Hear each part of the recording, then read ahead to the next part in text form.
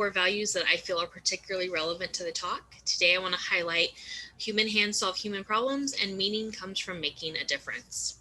We've got a great lineup for you today. We've got a couple songs from the Mighty Orq, and our main talk will be from Wil Jeudy. We'll do our main talk, go into breakout rooms before coming back for some Q&A. So with that, let's go ahead and get this morning started with a couple songs from the Mighty Orq, who is muted at the moment.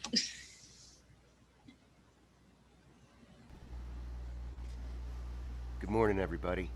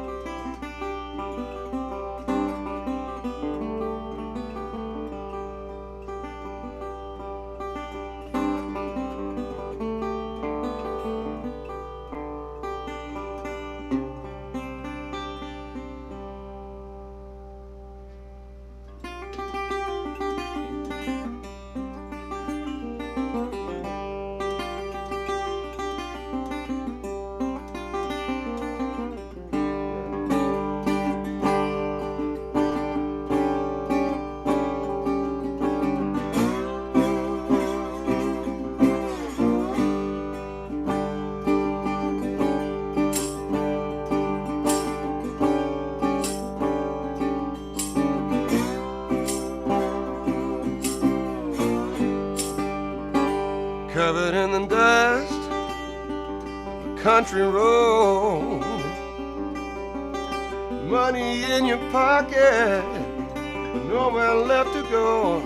You gotta lay low, keep your head down,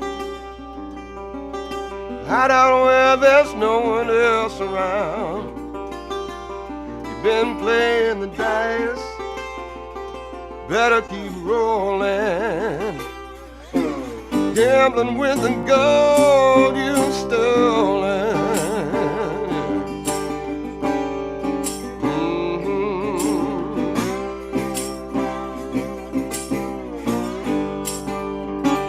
Lovers on your trail, getting so close.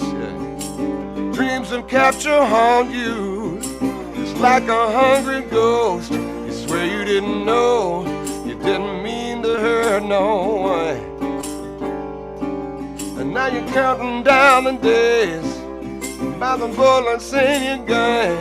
And off in the distance, a bell is tolling, sounding for the lives you've stolen. Hey, hey,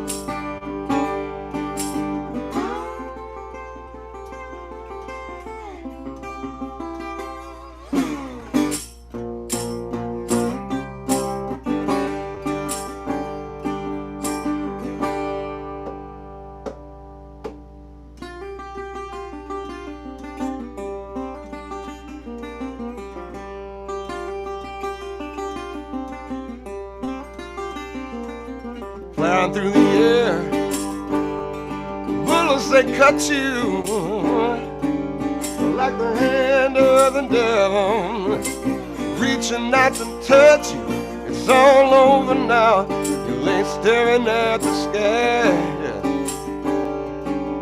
and as a single tear trickles from the corner of your eye, off in the distance, a bell is tolling. Now everything you had has been stolen. Out of the street, hella strolling. Now the life you had has been stolen.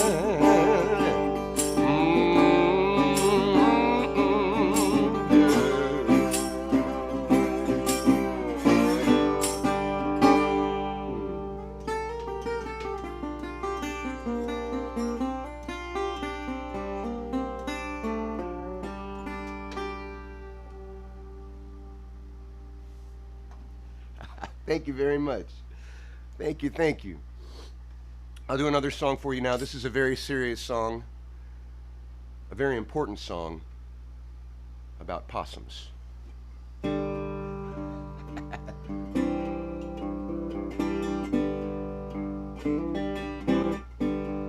Well, I met you on the back porch, eating the cat food.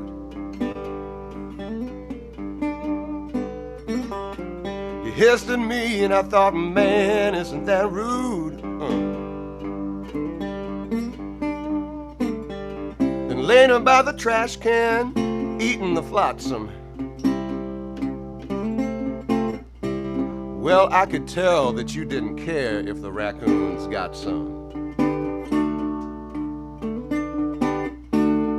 You're a nocturnal marsupial, if I'm not mistaken. And according to Google,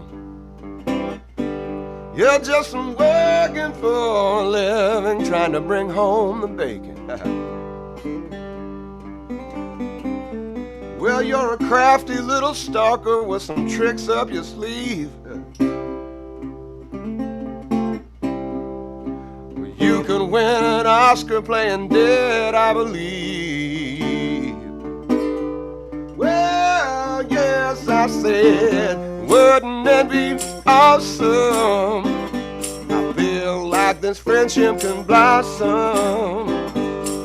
Take all your doubts and toss them up to the man in the moon. Let me play possum with you. Let me play possum with you. Well,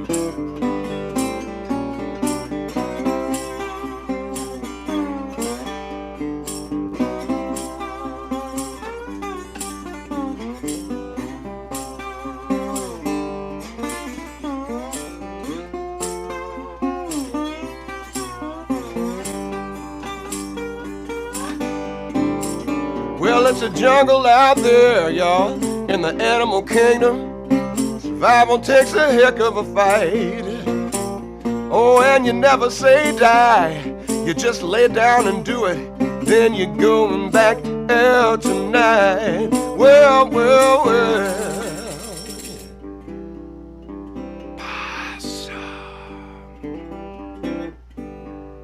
Well, it's getting kind of late now and I've got to go. That's right. But come on back tomorrow and we'll play possum some more. Scurrying and scavenging and rooting around. Yeah. Well, I'll bring a bag of cat food and we'll go painting the town. Ooh, yes, I said, now wouldn't it be awesome? I feel like this friendship can blossom. Take all your doubts and toss them up to the man in the moon. Oh, well, I said, wouldn't it be awesome? Being best friends with a possum. You know I'm taking all my doubts and toss them up to the man in the moon. possum. I am a possum. I am a possum too. Well, let me play possum with you.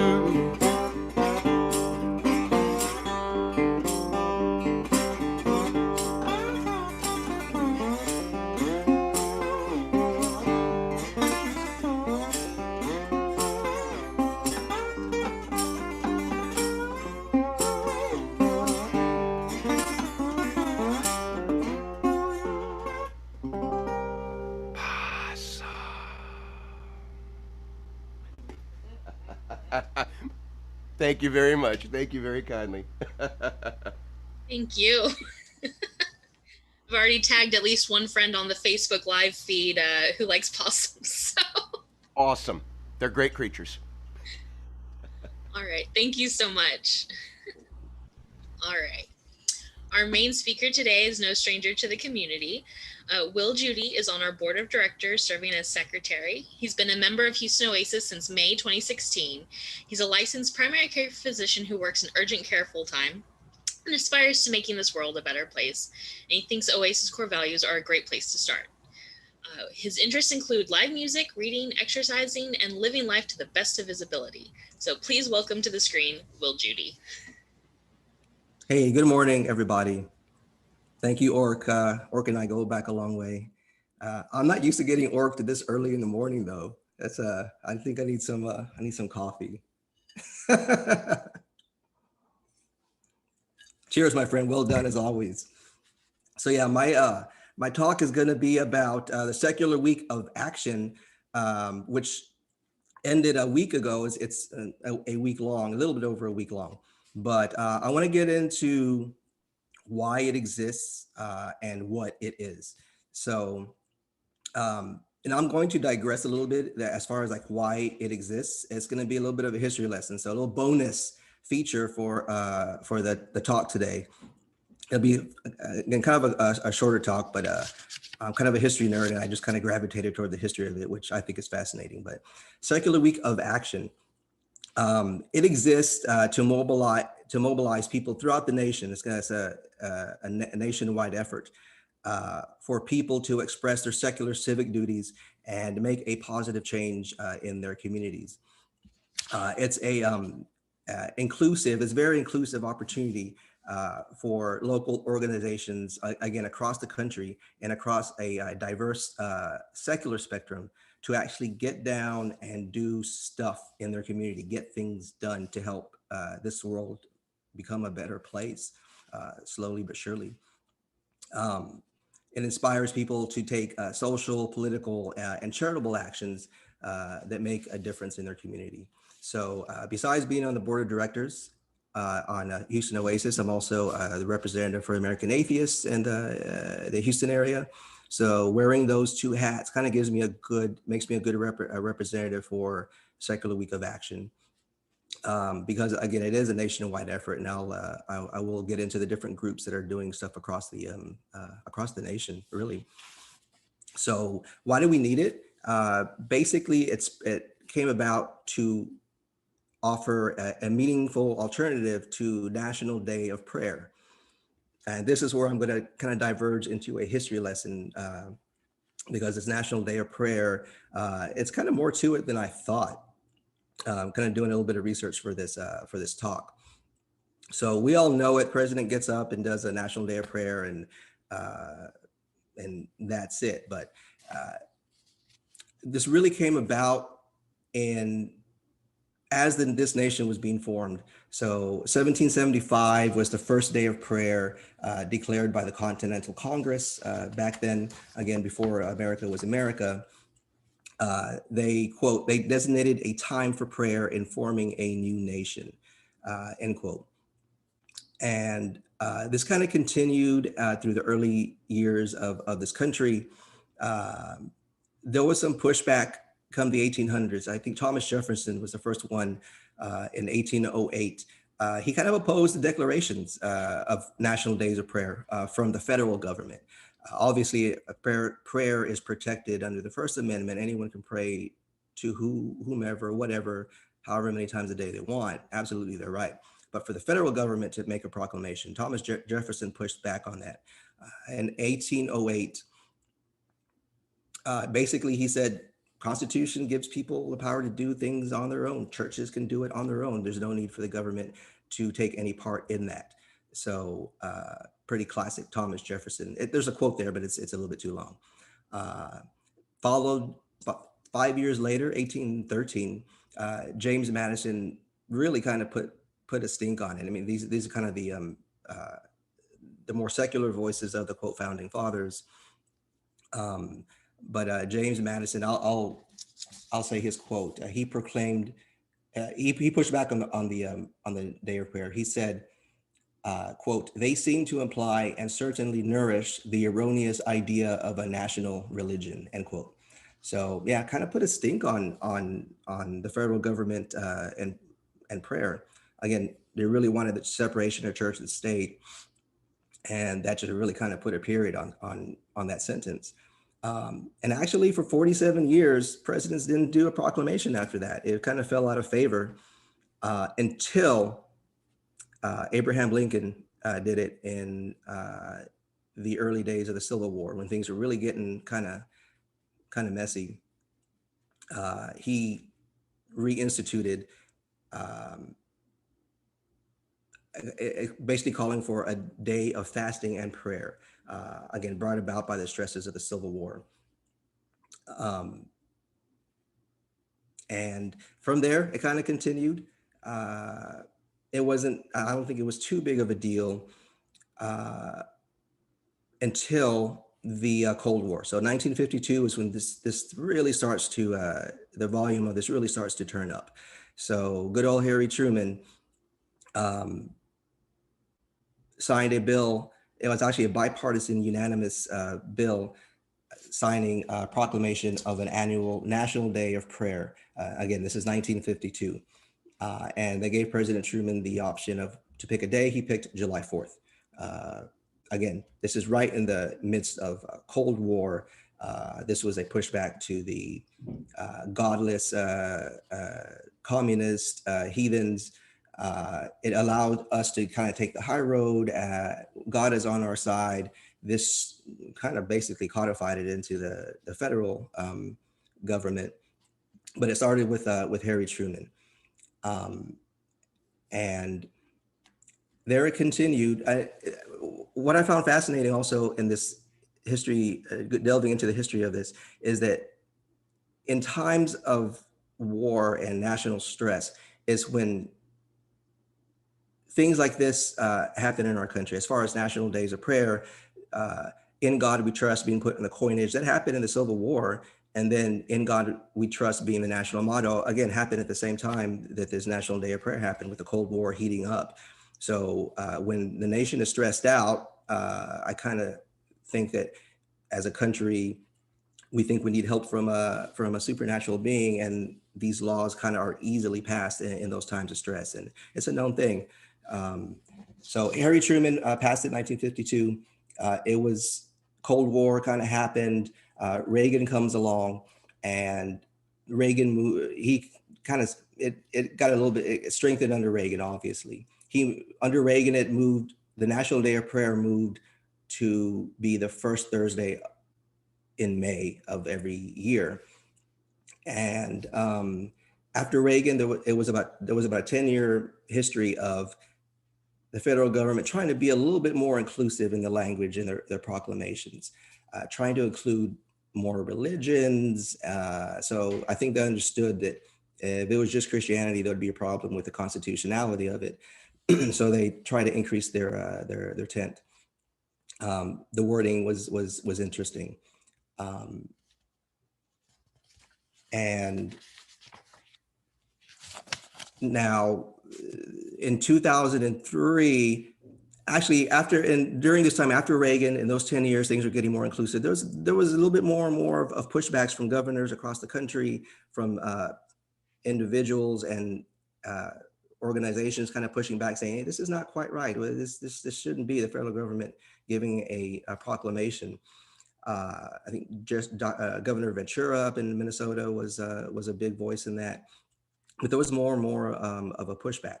2003 is when the first National Day of Reason appeared. And again, this was on the day of the National Day of Prayer. So National Day of Reason is on that same day, again, to give people an alternative to the National Day of Prayer. A legal challenge happened in 2008. I believe it began with the Freedom from Religion Foundation. And in 2010, a court in the Chicago area actually ruled the National Day of Prayer unconstitutional. This was appealed and overturned the next year in April 2011.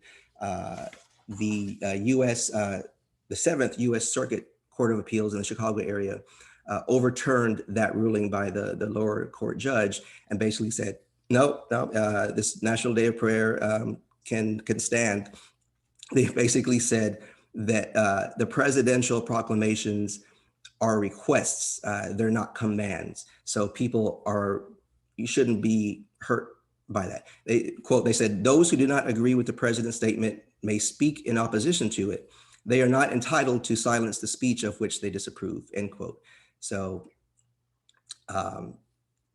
that's where it kind of ended. It kind of hit a dead end. I know the Freedom from Religion Foundation and other organizations are still trying to push back and still trying to challenge the constitutionality of this National Day of Prayer. But as of today, that's where that stands. So the National Day of Reason started in 2003, and over the years, it kind of expanded to Secular Week of Action. So instead of one day, it's a week of what I just explained. So this year, the Secular Week of Action was from April 30th to May 9th. And we Houston Oasis, were one of many groups in the state, in the country, to try to organize events for their secular groups so that we can actually do things, again, to provide an alternative to this National Day of Prayer, which is inclusive. And the tent is wide open. Anyone who wants to contribute is absolutely welcome. So free thinkers, skeptics, atheists, progressive religious communities, we are all welcome. And every year there tends to be a theme. You don't have to stick with a theme, all right? Yeah, it's absolutely okay if you stray from it. Just kind of depends on what your local community needs.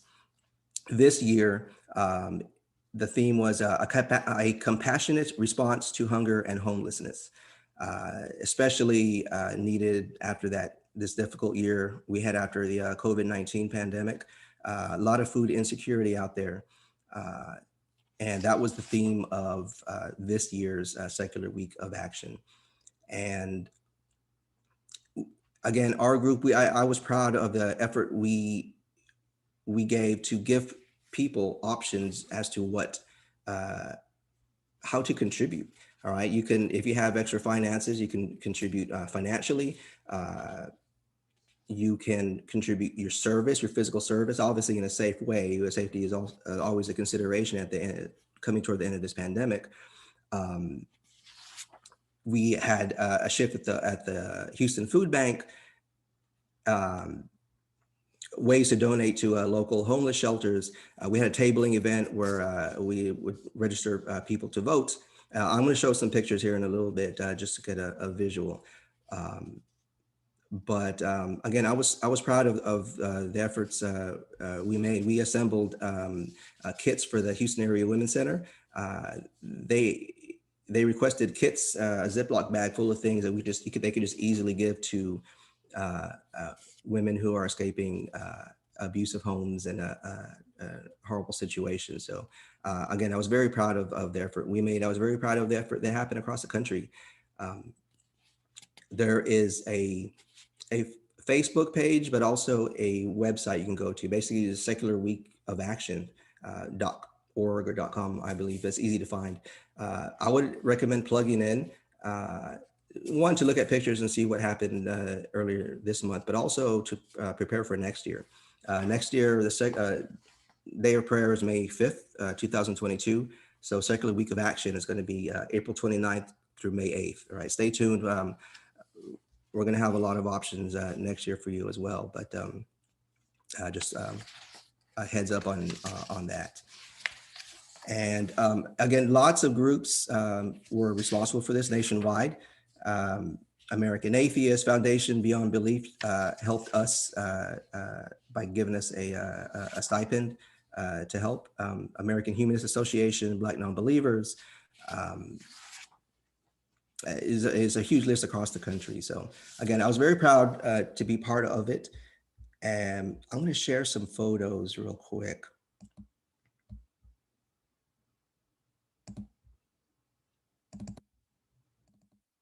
There are no particular, the orders, did the photo pop up? Okay. Yeah. We're just seeing the Explorer right now. So you have to open up the photo and then share that screen.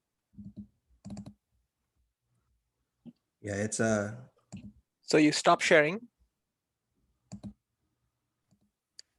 And then you start sharing again and you share the photo, the open photo. do you see it now? No, I still see the Explorer.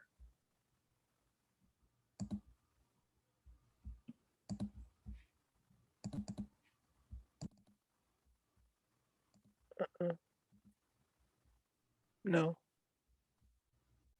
Is the photo open? Yep. Like in the screen, the window?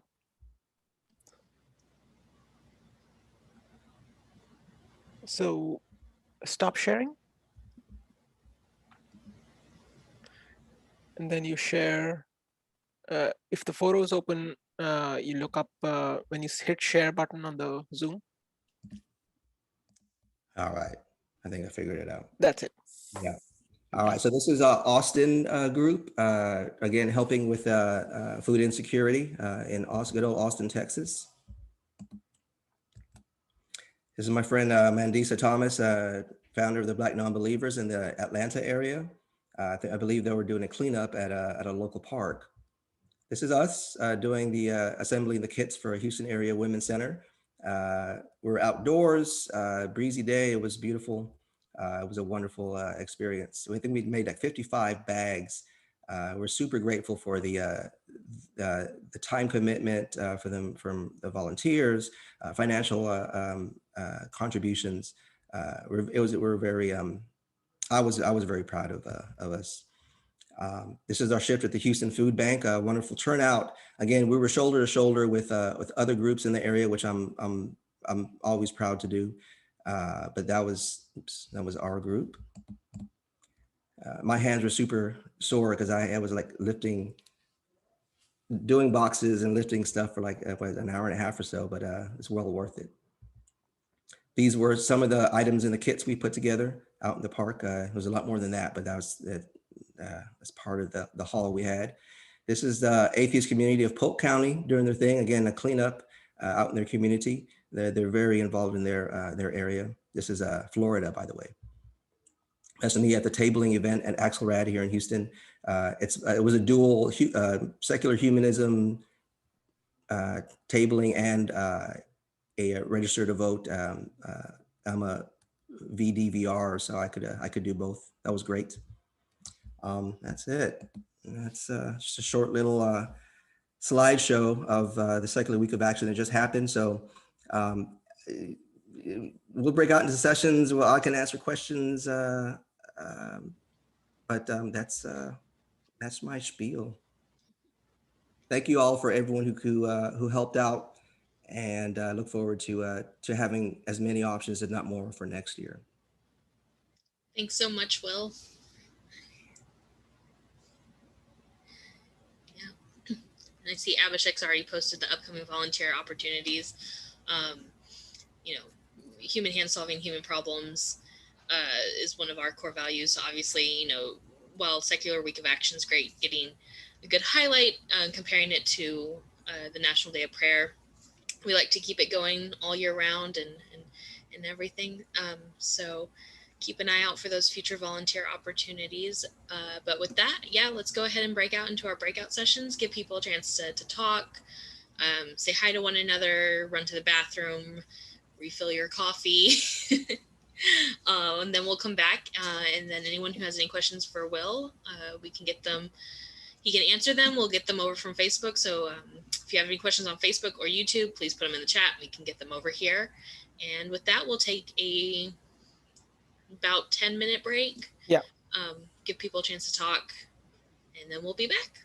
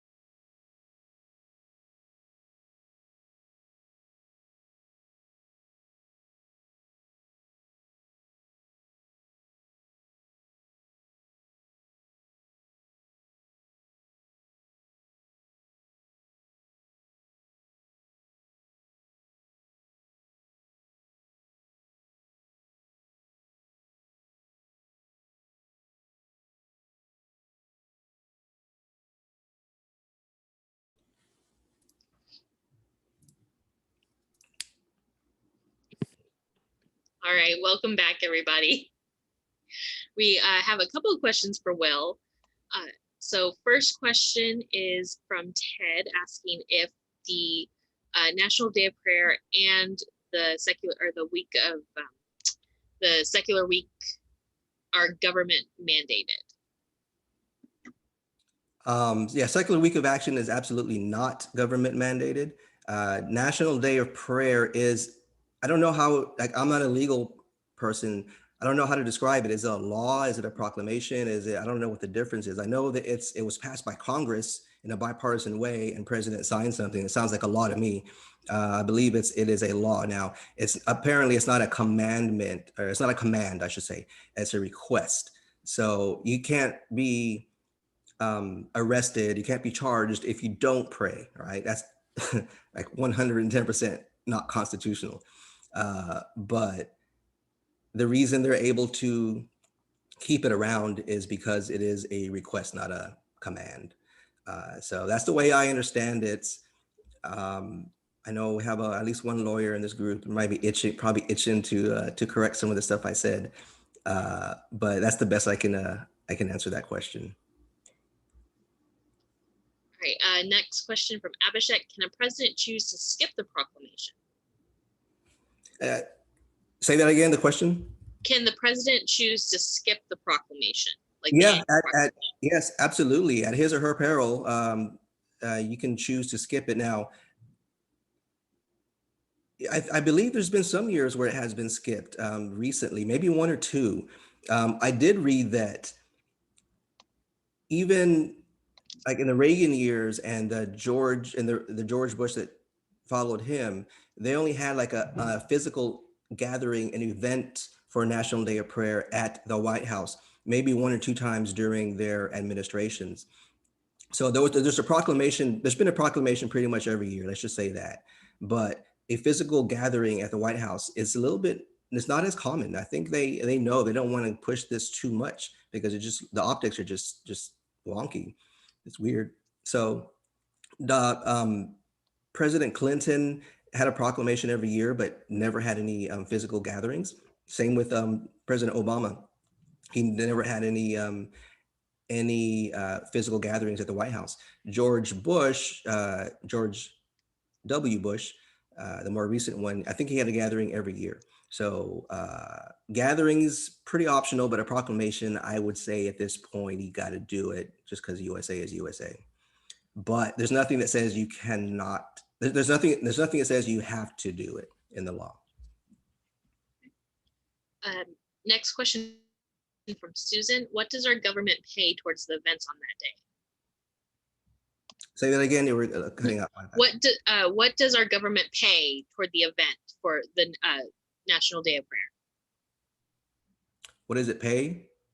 Yeah, like are there any expenses that our tax dollars pay to fund any right. event? I see what she's getting at, like taxpayers paying for this National Day of Prayer. I don't think so. I think it's just a proclamation. Now, the gatherings, if those happen, are they paid by taxpayer expenses? I sure hope not. I don't know. I'm not privy to that information, but if it was, I'm sure that would be used in court as a reason to go to court. And that, I think they're very careful with hiding it, or at least just not doing that, because anything that allows this to get into court, I think once, like I was in the breakout room with Eric, once you're in the court and you're arguing the merits of this National Day of Prayer, it can be struck down. I think there's enough weakness in there, or there probably is enough weakness where it can be challenged successfully and stopped. So, but that's if it's in the court being adjudicated, whatever the word is. Now, in order to get into the court, that's where there's been some successful blocks. You have to have what's called standing. You have to have some kind of injury in order to get into the court and be adjudicated and be tried. So there's been successful blocks in that step. So if taxpayer monies are being used for an event, I think that would be a good way to get into the court. That's just my, I'm not a lawyer. I have a different profession. So, and that's my take on it. Question, comment from Bob and Debbie. Could you tell us more about your tabling experience and what kind of responses that you get? Tabling's been great. I love it. It hasn't been a lot of it's not like super energetic and people coming all the time. I just do it at Axelrad. It's a very liberal place, so I may be quote preaching to the choir as I am now. But I'm out there. I'm showing my face. I'm showing the signs. I'm letting people know that secular humanism exists, and I'm melding that with voter registration at the same time. So. I've had a couple conversations with people, kind of short, never any drama, but I expect to get better and better at it as I do it more, and as I find more locations, different locations to do it. I kind of want to get out there. My friend David Oliverio's in this group. He has been doing this for years. He is so good at it. He's just what secular humanism should be, and he's out there doing it. And I learned from him. What I'm doing, I'm trying to be like David. So I'm learning. So I like it. Again, if I get out there and I talk to no one and don't sign anyone up to register to vote, in 3 hours or so I'm out there, I'm okay with it because I'm out there doing it and I'm showing my face. So, but again, I'll get better and better at it as I go along. It is easier if someone else is there, just because I think it looks a little bit weird just me standing there. But if I'm talking to somebody, we're having fun, I think that's a lot better vibe. So I try to get someone to go out there with me. There are a few of you here have been out there with me. And I'm slowly getting some support of other friends of mine who have different talents and want to help as well. And as the elections start firing back up into next year, I think it's going to be a lot more important. So stay tuned. I think things will really start heating up probably this time next year.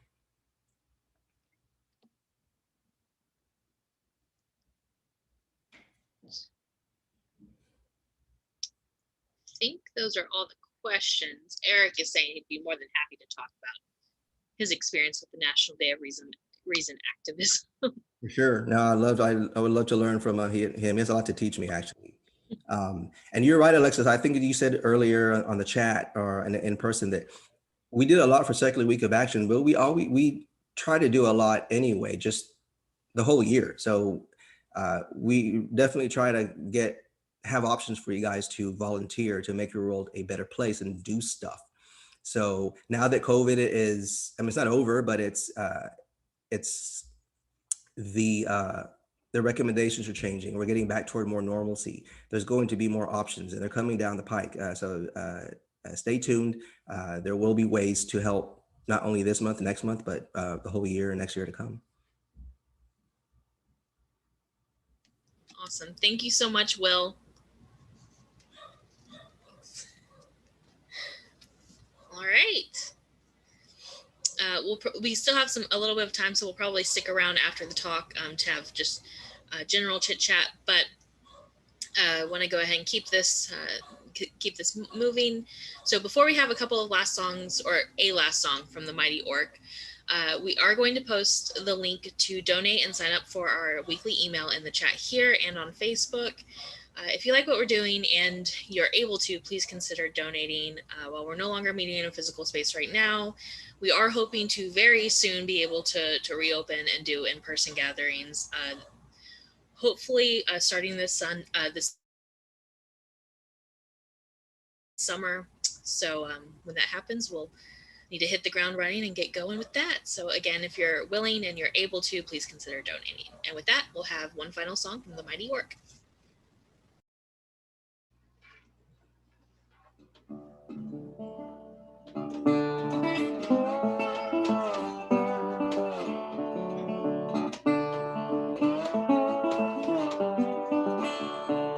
Well, I'm gonna leave Texarkana, I'm going down to Louisiana. seeing.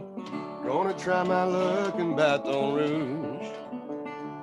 I'm gonna follow Red River down till I see the lights of town, and I ain't gonna get no sleep till Baton Rouge. Baton Rouge, Baton Rouge, gonna get me some alligator shoes. Baton Rouge, gonna wear them out in Baton Rouge.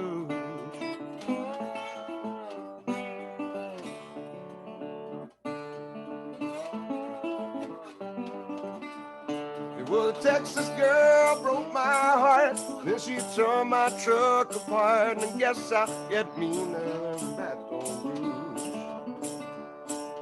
Well, I like crawfish, I like rice, I like folks that treat you nice, and I'm gonna find me some in Baton Rouge. Baton Rouge, Baton Rouge, gonna get me some alligator shoes. Baton Rouge, gonna wear them out in Baton Rouge. Aye.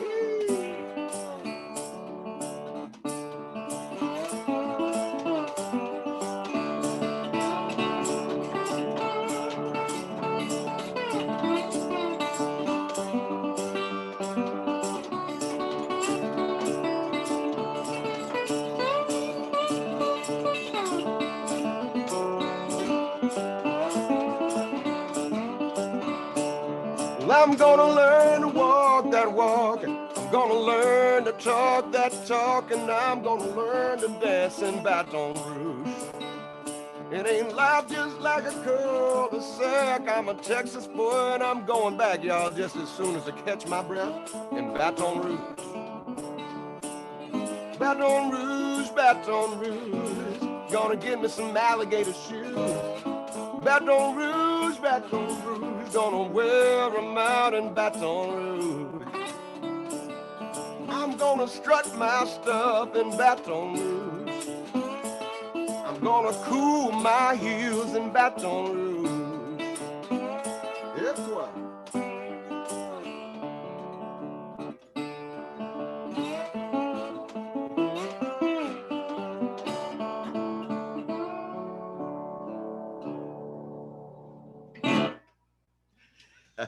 Thank you very much. Thank you. Thank you so much. My pleasure. Thank you. All right, special thank you to Wil Jeudy and the Mighty Orq for being here. Thank you to everyone for joining us this Sunday morning.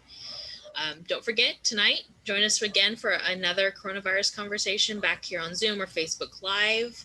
And again, speaking of human hands solve human problems, we're back at the food bank May 22nd, so next Saturday, 1:30 p.m. Keep an eye out for emails about that. And don't forget to sign up beforehand so you're registered for the event. So with that, keep an eye out for all of our emails, meetup, Facebook posts, however you keep in contact, and we'll see you next week. Bye, y'all.